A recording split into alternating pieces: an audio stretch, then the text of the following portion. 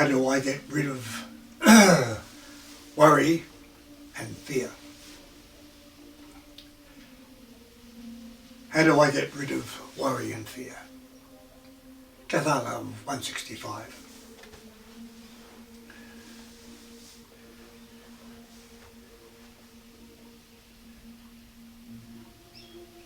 Not a simple answer how to get rid of worry and fear.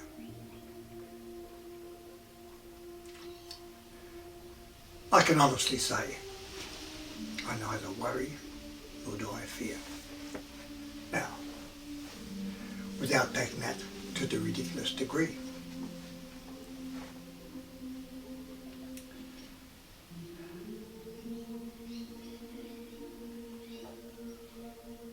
If I'm walking down the street and I see a situation, an aggressive drunk, and he's heading in my direction,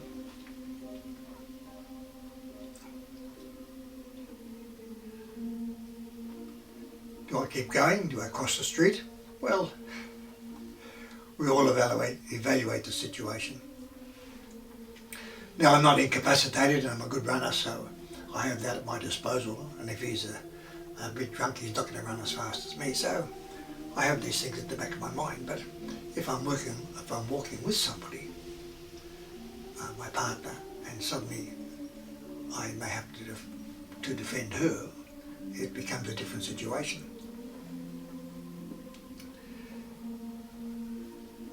But I don't think I'd be fearful, even in a situation like that. I'd be certainly thinking, what's the best move to make?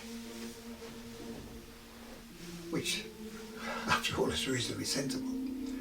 And I certainly don't worry about that in advance.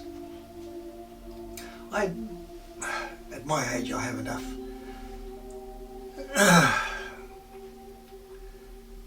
awareness of my own capabilities, and believe me, I'm less capable now than I was 10, even 20 years ago. And in fact, look, regards age, yesterday was the 27th of July, 2021. 70 years before that, on the same day, in the afternoon, it was a hot summer's afternoon, I was walking on the trench lines in a place called the Hook area, and they had just signed that morning the truce that ended the war in Korea. And suddenly you could walk across the parapets, you could walk on top trenches and not be shot at. And so that was 70 years ago. I was 18, so there you are. That's my age. And in November I'll be 88. But I'm okay. I'm fit. The only thing that's starting to bug me is, funny enough, is occasionally if I not if I have a coffee, but if I drink fruit or take some herbs, I've got to get up at night. And I don't get up at night normally. Maybe twice a year or none at all. But if I do that, so I have to watch that. Tea, even a cup of tea, and I don't like in a cold night. I don't like getting out of bed. But normally I don't get out of bed. So, but most people I've ever lived with all do once or twice a night. So I haven't had that problem. So I'm in good condition, and I timed myself. It was a couple of weeks ago now, and but I was looking at the records for the 100 meter sprint, and I can do it, and that's with no particular training. If I go flat out, I can do it in 20 seconds. And the world record for over 85 is by a Japanese guy, and he did it in 17 seconds.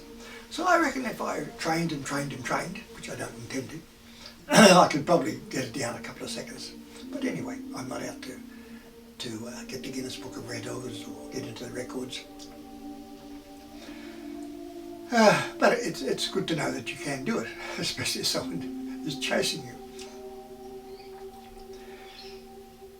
But most people, through most of their lives, have this twin monsters of worry and fear. And in fact, they're there so much of the time they can literally become habitual. It's difficult to live without them. It's become such a part of your life. But how to get rid of them? Well, what's the cause of the worry and fear? You weren't born with it. I wasn't born with it. When you're a young child, you're as happy as they can be. You're there and go, and the whole world's an amazing place, and you have a bit of a cry and mum or dad comes running to you. I mean, the world's your oyster, whatever you want, parents are there to look after you, and you don't have a fear or care in the world. You're just an innocent, cheerful, inquisitive child. Some of it more serious than others. Everyone's got their own personality. But you're a child without any worry or fear. So where does it all come from? Why? What's the problem? Well, we know the answer, don't we? But I'll go over it. Firstly, our parents voiced on their fears and their worries, because we see someone comes to the door and suddenly the mother's frightened. Who's at the door? So you think, oh, hang on, what? This is, you've got to be a bit careful there. Who knows what might be at the door? Even the dog will react to that situation because they take on the emotions. The dog will start barking because it's only following its owner, who is apprehensive, and the dog senses this. So a child's the same, and then we're told what is right, and we're told what is wrong, and we're told if we're right, this will happen, if we're wrong, that will happen. Then whatever religion we belong to, either Islam or Judaic or Christian, and you're suddenly told, now this is really bad, that, and if you do that, you're going to go down to hell, and if you do this, you'll go to heaven. And most of us don't know too much about heaven, but we sure as hell know a lot about hell. And over again, I've noticed that when they ask people, young people especially, and not so much older, but certainly younger people, and they just simply, are you scared of going to hell? And they say, yes, I'm terrified of going to hell. So there's fear and worry in one hit. And then when you go to high school and college, and there's a religion involved, it just gets more and more ingrained. So if you're high religious, and you've got this problem of heaven and hell and the day of judgment and all that, and you've only got one lifetime. So that's hard. I don't know. Well, it's like saying get rid of your religion, because otherwise, how do you get rid of that type of thinking? But I got rid of mine when I was age 14. I've said before, I was going to eat a meat pie, and it was Friday, and it must have been holidays, and if I ate the meat pie in those days, if you ate meat on a Friday, being a Catholic, you'd go down to hell and be down to hell for all eternity. And I realised, hey, hang on, this is a God of love, or supposedly, and my mother loves me, and she certainly wouldn't do that to me. And why would God do that to me? And I thought, well, that's this religion, but it's a bit of baloney as far as I'm concerned, as far as hell is concerned, and it basically just drifted out of my system. I never needed it. In wars I went to, so I certainly was apprehensive at different times, but I never got to the point that I had to pray and please save me, or go to church or anything like that. So, and too many things happened to me that in my case, I counted once, it was 19 times that for one reason or another I should have died. Normally one would have died, but the situation was such that I didn't. So then you start to think about these things, and then of course killing people, and losing my best friend, and things like that. So that gets you thinking as well about life and death at a very early age. And what happens, even in that situation, you realise it's fate or destiny, or you start to come around to that thinking like that, because people die and they get shot and killed and this and that, and you're there, but you don't. and various things, and you suddenly realise it's out of your hands. It's really out of your hands. It's luck or fate or destiny. So one becomes a fatalist, and so I'm not gonna die the day before I'm meant to. So that also tends to put worry and fear about death and dying, put it to the side. And then for years, even my ex-wife, she talked about reincarnation. I said, that's a load of baloney. But then I started to go into it, and the more I went into it, and the more cases you read, and the near-death experiences, and all these different things, and I thought, hang on, the plain fact is, this is only one of many lives. And then you start to delve a bit deeper, and if you were that way inclined, as I was, and I find that, which was interesting, you have more east and west, an east and west divide from a theological or spiritual point of view, because the Buddhist, a lot of them in the world, the Hindu religion, then you've got also Taoist, Lao Tzu. So this covers most of the world's population, probably about 4/5 of the world's population. Religion, reincarnation is just a part of them growing up, and but in the West, really, there's been the odd group. Early Christians were very much into reincarnation, and then Orthodoxy came along and got rid of that. In the Jewish, the Essenes that Joshua, Mary Magdalene, John the Beloved, they were Essenes of the disciples. John the Beloved was the only Essene, and they believed in communal living, total equality, male and female, and also universal love, and also reincarnation. Of course, we have the Cathars, which I'm a proponent, and I try to put forward their ideas about unconditional love, undifferentiated love for all people and in the environment. And they were into reincarnation, and they were into nature, and they were into pacifism, not killing animals. So in many ways they were closer to Buddhism than Christianity, Islam, or Judaism. So again, if you have the belief, and you belong to a belief system that believes that you're allotted only one life, and for most of the world, that's not particularly such a great one, and for 1/3 of the world, it's a terrible existence. I don't know of anyone I know who asked to be created. And then on that one life that you didn't even ask for in the first place, you're going to be judged. But the circumstances this person's in is terrible. And this person's put in over here, and he's conscripted into an army, and they're forced to do terrible things, and the person doesn't want it, but if he doesn't, he's going to get, he could be shot, so he tends to go that way. So we've all got these different lives, and on that life, you've got this judgment, and then whether you kill one or kill 1,000, or you murder one or murder 1,000, hey, it's eternity. It's hell for eternity. It doesn't matter whether there's 1 or 1,000, and there's no time off for good behaviour. It's the same sentence for everybody. Even eating meat on a Friday. That's the big difference. Eating meat pie on a Friday, and this person over here, he goes and cuts the throats of these 6 young ladies or six guys, and we're both getting the same sentence: hell for eternity. Give me a break.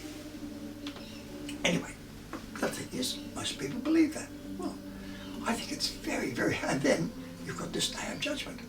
So, you've got this people in hospitals and palliative care, and they're trying to keep them alive.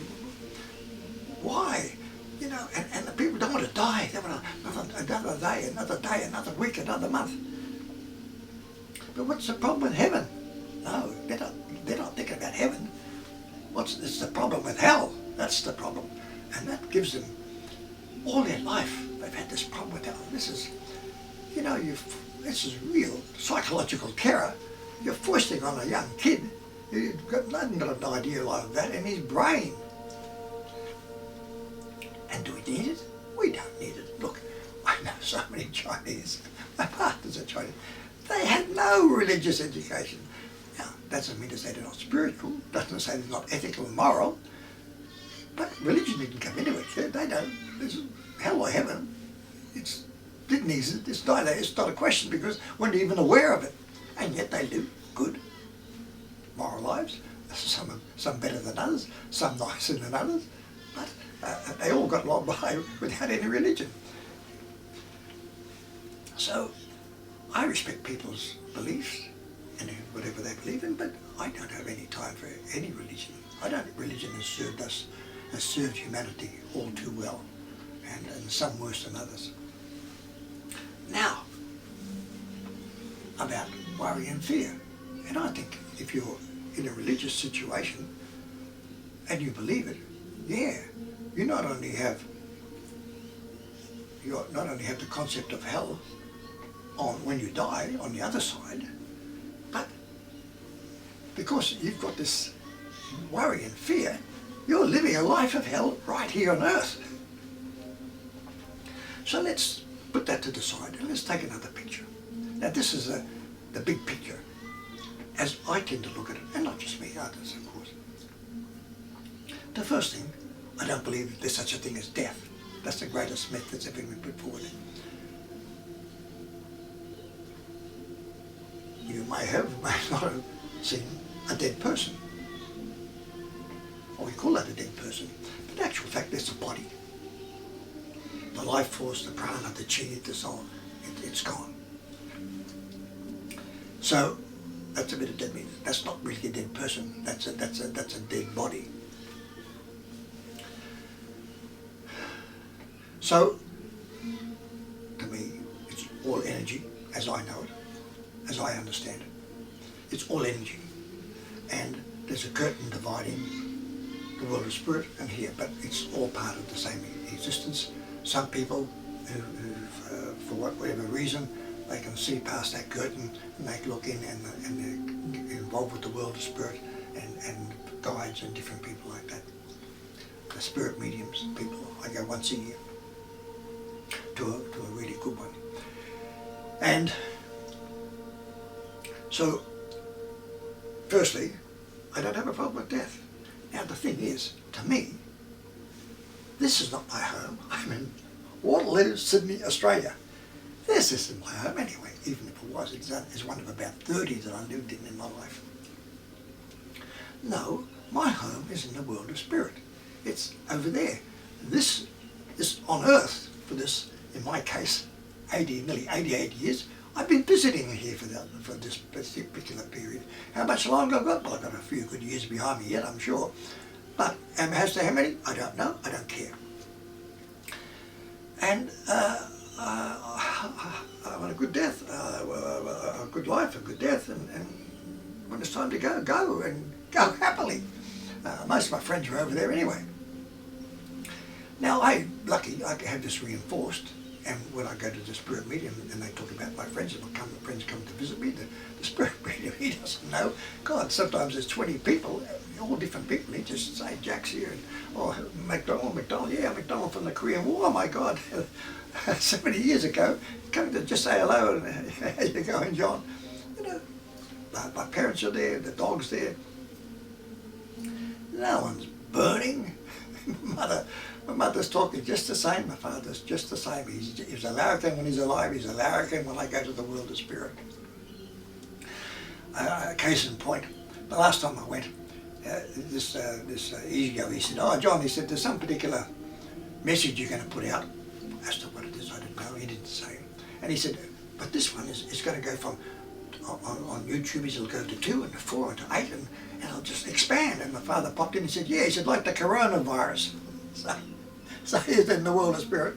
And Benicio said, oh, here I am trying to be a little bit holy. And my father said, listen, son, we'll have none of that. He said, over here, he said, even the serious things, he said, we treat with joy and humour. And so, you know, it's not a miserable place. That's home. This is where we visit for that 40, 50, 60 or 80 years. So only visit for a while. So what's the problem with going home? And also, I was listening to a TED talk the other day, and the woman talking was she said she's a Christian, Baptist or something. She was a devout Christian, but she was a doctor, and she studied, and she had 4 kids, and then she drowned. Then anyhow, she went above her body, above the stream. She came out of the water, and she's looking down, and they saw her she saw them take her purple body out of the water, and they're giving her CPR. And then, but what happened then? She was met by this and taken around, and what actually happened? But the thing, well, it doesn't really matter, because everyone, when it happens, they have their own journey, even when they die. But she said it was such a pleasant experience, but all she felt was this sense of love. And she said, who was it that she, anyway, the thing was that she said, it's just love. And they said, oh, well, you know, you have to go back. She said, I don't want to go back. They said, but you have to go back. She said, I don't want to go back. So she left 4 kids and so on, but she didn't want to go back. And anyhow, she went back, and then now she's talking about it, and she just said, look, it was the most wonderful experience you could ever experience. And so, although she's still a Christian, but she's now got a different viewpoint as towards, certainly as far as life and death. And then another guy, who also an American, and he was, what happened to him? He was, I can't remember what happened to him, but yeah, he was an operation, and he died. But just before he died, he saw this shadow in the corner, and then they just pronounced him dead. And then this like a shadowy person came over. He didn't know who it was. Touched his toes, and suddenly he just had this beautiful feeling of peace. And then he went through, and he didn't go through a tunnel. He actually fell, and then yes, I remember. And then he fell. But what happened to him was he met his father, but his father was an abusive father, and gave him and his brother a hard time. And he was he was the 7th child of an 8-child family, 8 in the family, 8 children. And he had to stand up between his brother and his abusive father. And he saw this, anyway, he travelled over these mountains. He was from New York, and of course he'd always lived in the city. And he travelled over these mountains and the snow, and he was floating. He went through these, just absolutely stunningly beautiful. And then he saw this beach, and there was a person down there on the beach, and this man, he was holding, there was like 6 kids holding one hand. And then he went up to him, and it was his father. And he thought it was the last person he expected to see. But anyway, they had a talk, and he realised that his father, although he gave him a hard time, or the family a hard time, yet in his own way, he loved him. So he sorted that out, which he didn't know before. And he wouldn't come back, but his father said, but you have to go back. And he said, I don't want to go back. He said, I want to stay here, because there's this loving energy that surrounds these people when they die. And anyway, he said, well, look, he said, Father said, I'll make a deal with you. He said, you go back, but when it is time to die, I will come, and you'll know about it, because I'll come. I'll be there to take you over to the side. He said, was that a deal? And he said, yeah, that's a deal. And then he felt himself being pulled back into his own body. Now, this woman, when she went over there, I can't remember what it was, but it was extremely beautiful. But the thing, again, what apparently happens, that from these near-death experiences, and, by the way, she mentioned, and she's obviously gone into it, because of her own near-death experience, NDE, she said this has been recorded. It's like 20 million Americans who've had near-death experiences, so let alone the rest of the world. But But he made the comment, and I've checked with my guide, and they said it's true. That whatever it is that you hold beautiful, that you regard as something that is the most beautiful thing to you here, that when you die is what you'll be presented with. A friend of mine, Wally, he was in Vietnam with me, and he died, and he visits my ex-wife, and he visited her about 3 occasions. Not his own wife, by the way. And but my ex-wife, Mel, she said, Wally, she said, when I see you, she said, why are you always smiling? And he said, Mel, you know how much I love gardens. I just love gardens and flowers and this and that.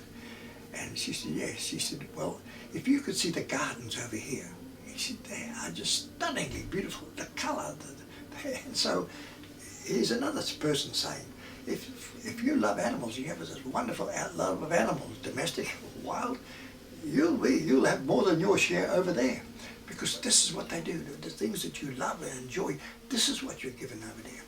This is your home. Hey, it's a great place. What's the problem with dying? So when I hear, 40 people have been blown up in Iraq or Afghanistan or something with a Taliban bomb, my first thing is, this is pretty terrible stuff. But when I think about those people dying, they've gone home. The single best thing that can happen to anybody is not how you die, but death. The ones that I've spoken, my friend, when he went, he said, I just exited through my head. He said it was euphoric. He said it was wonderful. He said, I'd love to go and do it again. He said it was an amazing experience. And he was met by his guide. I read the books. Now, there's 2 books called Destiny of Souls and Journey of Souls. And it's about past lives. And this guy, Newton, he died now. But he'd taken thousands of people back. But he takes them back to the life previous to this one. And that's his thing. But he said, at the time of this particular book, he said, of the 3,500 cases or people that he's taken back into a past life, not once has Jesus or Buddha met any of them. Now, he's not saying that Yeshua or Jesus wouldn't meet them, who knows, or Buddha, but he said in all those cases they haven't. It's always, he said, in every case, it's been either family, a member of the family who died, or their spirit guide, and sometimes a few people. But when you read this, when you understand this, and you understand this life is one of many, we come out, we evolve, and we're a spark from the divine, and we're there to learn, to experience. You just can't learn and experience in one lifetime. I mean, I know some of the things that what I was in some of my previous lives, and there's only so much you can pick up in any lifetime. So we need those different lifetimes, and in there we're to learn. And if we do good things, kind things, caring things, wonderful things, and help other people, we're collecting good karma. If we do naughty things, nasty things, terrible things, hey, you're picking up karmic debt. And so when we were born into this lifetime, what I think I've mentioned it before, but we tend to think of the soul as an entity, but really the soul, just another point of view, is that your soul is actually a collection of karmic rewards and karmic debt. And so when you look at that, that makes sense. When you come into this from your previous lives, you've accumulated rewards depending on what type of life you were. And to me, that's fine. I mean, that's better than I've eaten a meat pie, and for eating a meat pie, because the Catholic Church and the Pope says I'm going to go to hell, they're going to go to hell. They're making the rules, and I'm going to be in hell for all eternity. I think a monkey could work out a better system than that. But on the other hand, if you are a kind, caring, decent human being in this life, I say, tick, tick, tick, tick. You've got a bit of karmic rewards for the next one, mate. Or if you're a bit of a miserable guts and you're nasty and you're angry and you're this and you're that and you're giving other people a hard time, sometimes a really hard time, hey mate, you're picking up karmic debt, which you're going to have to repay one way or another sooner or later. So when you're born, you've got this, which is that's a pretty fair system to me. And so I feel this system is one life, judgment on that one life, heaven or hell. I think it's a pretty terrible system. Whereas if you say, no, you can't get it together this life, hey, you've got other lives to come yet, don't worry about it. You've had a miserable lifetime, maybe the next one will be a good one. Who knows, but you're going to go through all these experiences. But we learn through experience. So, and then if you're looking at the world of spirit, heaven, if you want to, paradise, to me it's just simply the world of spirit. They're all spirits. They're no different to us. Our consciousness is exactly the same as us. They don't have a body, so there's no food over there. Maybe now, if you really love food, that might be a bit of a problem in the world of spirit, because if you really love flowers and trees and nature, they can sort that out. But I don't know how, if you're a really heavy meat eater, how you're going to go over there. I think they're all vegans over there. I don't know. They don't eat anything. Don't need it. Just energy. But the thing is, it's a magnificent, wonderful, wonderful world. It's here that we come over for our 30, 40, 50, 60, 70, 80 years, 90 years, who knows. And this is the right place that we're given a bit of a hard time and where we have to learn. So, death is just simply opening a door, and as someone said, it's like stepping over a stone, and you're there. My mother, when she died, she said, she was starting about her death, and she said, she said, I simply went to sleep, and she said, I went to sleep here, and I woke up over there. This friend that she knew, Betty, as an auntie or something, came and took her along, and she said, and once she saw these familiar faces, she said, I was right at home. She said, I settled back very quickly. But she said, I thought there'd be a little bit of lightning and thunder when I went. She said, nothing. She said, I went to sleep here, woke up there, and that was it. Wasn't even aware of the transition. Now, prior to her dying, her body became feeble. Her mind didn't, thankfully, but her body became feeble, and it just slowly drifted away. Now, for some people, dying is difficult, and especially if you're cancer and they're hooking you up to every conceivable tube and machine, and they're trying to keep you alive, what for, another week, month, 2 months, 6 months, whatever, why do that? I mean, poison you, terrible, give me a break, not for me. The quicker they got euthanasia, the better. We should have it soon. So when it's time to go, go. But I'd like to be at that situation where I know it's time to go, and just simply lay down and have a good glass of red of my choosing, and some friends, and just say bye-bye and go. And if I can't do that, I'll take something, a drink of something that'll make sure that I go. But it's the time. I'd like to be able to choose the time, and just so anyway, that's by the by. But you see the dilemma, this situation of not worrying and not fearing things. The other thing is that this guy, he said he was an old soldier. He was 170, and he was one of the oldest people in Australia. And they said to him, "What would you put down as to the secret of your longevity, living so long?" And he said, "Well," he said, "in my life," he said, "I've had so many worries, he said, but I never worried about them." And I thought, that's a pretty good recipe. We all got worries. I'm not going to worry about them.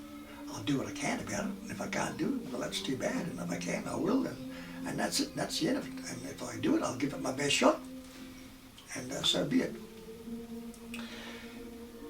And the other thing is, too, that when you reach that stage, if you want to, when you seek it and you like it and you're looking for it, that you realise that you have a spirit guide and or guides. So I've had a few, and some still do certain things and others do others. If I do a bit of writing, I know it's always Henri de Naples. At the moment it's Esclairement de Foix. 15, 20 years ago it was Braden de Monsignor. So, and you know that person's there. Does that mean that things are going to get, that they keep you from harm? No way, because you're going to get these experiences, but you've got that experience, so you learn something from that experience. They're not doing that, giving you that experience to hurt you, although there might be a bit of pain involved, but it's just a normal experience that other people go through, bankruptcy or divorce or this or that. To some people, moving house is terrible. You know, moved 20 times and you couldn't care less. So we're here to experience things, the high and the low and the mid-ground. We're here to enjoy pain, but we're here to enjoy pleasure and joy. And the thing is, we can live a life in the higher frequencies. That's love, laughter, dancing, meeting, joy, loving people, animals, the environment, living a life of positivity, if you want to call it that, with its ups and downs. Or we could be a real miserable gut, you know, jealous, angry, upset, this, that, so forth. Look, if you live and you laugh and you're trying to enjoy your life, and look, at least you're not making it miserable for somebody else. But if you're miserable, upset, angry, jealous, hateful, believe me, you're making life misery for those around you. So, at the moment in Sydney we've got these lockdowns, and the wife said to her husband, she said, well, what are you doing today? Can't go out anywhere, can't do this, can't do that. Oh, I said, nothing. But she said, that's what you told me you're doing yesterday. Oh, darling, he said, I hadn't finished. So for a lot of people, especially people not used to being on their own, and it can be a really difficult time. And it's also a learning curve. How do you learn to live with yourself, and how do you learn to respect yourself and enjoy yourself? So to summarise, really, I'm not saying people who are religious are all warriors and all fearful, but if I was religious, I'd be a bit scared. I'd be scared. And what about, not so much going to heaven, I'd be scared about going to hell. I don't know that. It doesn't enter my, unless I'm talking about it, it just doesn't enter my sphere of things at all, period. But, on the other hand, reincarnation, past lives, I've taken people back into past lives, I've spoken about it here. We're here, at some point, we'll get off the cycle of reincarnation, where we learn to love people and love everything, and just have this undifferentiated, unconditional love, and we have no worry, we have no fear. You're ready to get off that treadmill in the world of spirit. And one other thing about the world of spirit is that here we think of birth and death, and 10 years, 20 years, we've got this time, a time situation, time and space. And if something happens here, that must happen over here. Contingencies, one thing is contingent upon another. If I've got this, you can't have it. We've got this, all this separation. You know, you belong to that, and you're white, you're black, and you're this religion and that political party and so forth. All these degrees of separation. That, in the world of spirit, there's no separation. There's this total oneness. This is another thing that people have, this near-death experiences, and they say, when you go there, you suddenly understand the oneness of everything. You're part of a whole, and there's no time. There's timeless. People say, oh, you know, God, how did God begin? How did it happen? Hey, we think that because we think about time. But if you're in a dimension that has no time, there's no beginning and there's no end. But that's very hard for us to get our head around. But the thing is, it's not something to be feared. It's not something to worry about. It's not something to be fearful about. everything you can say about reincarnation, lives, learning, the world of spirit, it's all 100% good news. Another thing, I check with my guide. I don't check everything, but some things I do because I literally would like to know. And believe me, I know a little bit about some things, but my head's pretty empty as regards everything else. And it's good being empty, because if it's empty, something from the outside can come in and fill it and come in. But if it's all full of now everything, and that's that, there's nothing else can come in. I'd rather be open. I'm liberated to any new ideas, and I'm happy to change my mind if the facts or whatever it is there. But every dimension, everything about the world of spirit, it's good news. It liberates the spirit. Religions, and one of the reasons I don't like religions is because they all are telling you, don't do this, don't do that, don't. It's control. I don't understand. I really don't understand.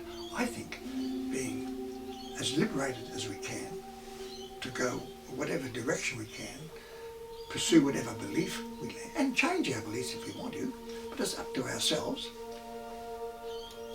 I don't want to be told by anybody. I don't want to tell anybody. I speak and I go on YouTube, but I'm not telling anybody. I hope I'm not preaching to anybody. I hope I'm not saying this is what you should do. I'm just giving you an opinion, a second opinion if you like. And if you can take something from it, that's great. If you can't, that's the way it is. But I'm not there to convince you one way or the other. But I'd like to give you alternatives, as I sometimes are given another way of looking at something, and I can pass that on. But I did ask my guide. I said, look, because at the moment there's more from NASA's releasing a little bit of stuff about UFOs, and there's more coming in, and that's one thing. There's NASA. We're off to Mercury. We're off to Mars, and we're looking for life. Come on. There's UFOs. There's extraterrestrials. Look, if you've got 100 people, probably 8 people out of that 100 have actually had personal experiences with either UFOs and sometimes the actual alien themselves. And here's NASA, the government, all these people trying to, we're looking for life, we're looking for life. You know, what a lot of hogwash. They're there. And you'd say, people, why don't you trust this and why don't you trust that? Because they won't tell us the truth, for whatever reason. But my guide, again, I asked her, Esther Wonderful, and I said, in our cosmos, in our own universe, I'm not talking about other universes, are there, amongst the extraterrestrial races that are happening, are there any extraterrestrial races, because there are different ones, that are hostile to us here on Earth? She said, no, not one. She said, because there, over whatever time it took, but anyhow, whatever reason, there, they all they live in peace and harmony. They've got their differences, but they've learned to live in peace and harmony. And also, we will not be joining them until one way or the other, we will have learnt to live in peace and harmony and not be at each other's throats through wars and all the different things that are going on. So that was good to hear. Now, is it true or not? I'm just telling you. I asked a direct question. It was to my guide, and that's the answer that she gave me. But also, I feel this. All the things I've read about extraterrestrials, UFOs, they could have attacked us and over and over and over and over again, but they haven't. In fact, they're saving us from ourselves. Both in Russia, there's the reports, and the same thing happened in the United States of America. In the silos, they had these rockets, but they're sent, each of them, they put 10 separate bays, each totally electrically independent of the others. So if 9 don't go off, they're all independent of the other, of each other. Exactly the same in Russia.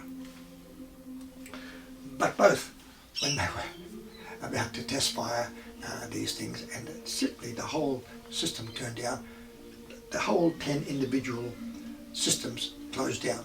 Happened both in America, then the same thing happened in the United States at different times. But in these particular instances, they could see the UFOs that were hovering above them. So they're out. They can't afford to have us having a nuclear war, because if you have a nuclear war on this planet, it also, the energy is also going out into space, and that's something that they don't want. So if anything, they're certainly out there already trying to save us from ourselves. So when you actually go into these things, it's like each thing that you understand like that is taking another rock off your shoulder. It's making you feel freer, making you feel better about yourself, liberating yourself. And I like that feeling of liberation. And the more we know in a positive manner, the less we fear and the less we worry. And at some point, we get to the stage, well, we can think about things, but we're not fearful and we're not going to worry about them. We just do what we have to do, and what we can't do, let it happen. Bye for now. Stay well.